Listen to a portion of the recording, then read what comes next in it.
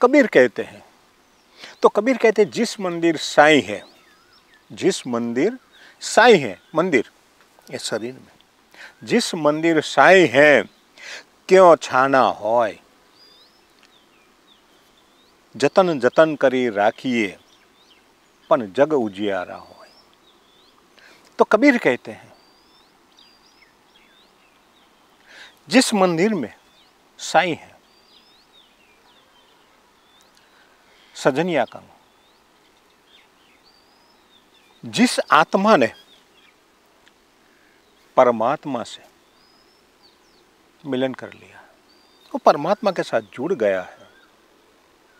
अब ये मंदिर में उनका निवास स्थान है, बस गया है। क्यों छाना हो, उनको छुपाया नहीं जा सकता। कैसे छुपाएंगे? जतन जतन करी राखिया, यदि इस मंदिर में साईं का वास हो गया है, आप कितना भी प्रयत्न करो छुपाने का,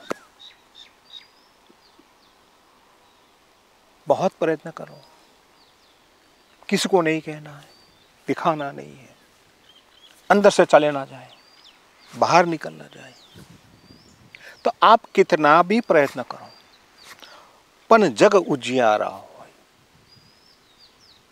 मगर जगत में जो सच्चे संत जन है वो पहचान लेंगे,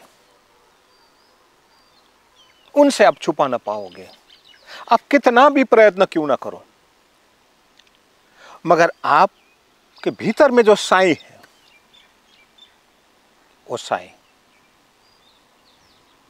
जगत के सामने तो दिखाई देगा, जगत तो पहचान लेगा, और संत जन तो ऐसे ही पहचान लेंगे। कबीर के भीतर में जो साईं था, जो परमात्मा था, उनके भीतर बैठा था। जैसलमेर के राजकुमार चतुर सिंह ने पहचान लिया, भरूच के पास कबीरवड़ के स्थान पर पहली मुलाकात में पहचान लिया था कि कबीर के भीतर में साईं का वास है, उस राम का वास है, और ये राम को चतुर सिंह ने पहचान लिया। तो संत जनों से आप ये छुपा ना पाओगे। संत जन वो पहचान लेंगे कि आपका तादात्म्य में उस परमात्मा के साथ जुड़ गया है। ये अटूट नाता है, ये तो आपके शरीर को देखकर ही पहचान लेंगे, आपका मुख ही कह देंगे कि इस शरीर में, इस मंदिर में परमात्मा का वास हो चुका है, उनका तादात्म्य परमात्मा के साथ जुड़ चुका है। और जो सदगुरु के सानिध्य में गया है, सदगुरु के सानिध्य से निकला है, वो बाकी कैसे रह जाएगा? वो वंचित रह जाएगा, वो संभव ही नहीं है। कबीर ने तो अपने सदगुरु के साथ मिलकर राम को ले लिया था, राम को मांग लिया था, मुझे राम चाहिए। रामानंद ने दे दिया और कबीर ने ले लिया, अपने भीतर में उनको बसा लिया। और जब वो भीतर में बस चुका है, भीतर में प्रकट हो चुका है, अब ये राम को आप इस जगत से कैसे छुपा पाओगे, कैसे बच पाओगे? कोई ना कोई संत जन तो देख लेगा, पहचान लेगा कि आपके भीतर में परमात्मा प्रकट हो चुका है, आपका तादात्म्य उनके साथ जोड़ चुका है। आप लाख कोशिश कीजिए, वो छुप ना पाएगा। तो जग उजियारा होय, तो आपका प्रकाश जो है वो जगत भर में फैल जाएगा, आपका प्रकाश उजाला। और इसी कारण हम आज 600 साल के बाद भी कबीर को हम याद करते हैं। कहते हैं कबीर ने बहुत क्रांति की, कबीर के साथ बहुत सारे लोग जुड़े। तो क्यों जुड़ गए? इसी कारण जुड़ गए थे कि कबीर का तादात्म्य, उनका सानिध्य तो परमात्मा के साथ आ चुका था। अब परमात्मा के साथ आ चुका था, लोगों ने देख लिया, कैसे पहचानोगे? तो पहचान तो सरल थी, आसान थी। कबीर जगत के जैसा नहीं था। कबीर की चाल, कबीर का हर वचन कुछ अनोखे थे। उनकी बॉडी लैंग्वेज कुछ और कह रही थी। कबीर के शब्द अनोखे थे, अनूठे थे। प्रत्येक शब्द से उस राम की सुवास प्रकट हो रही थी।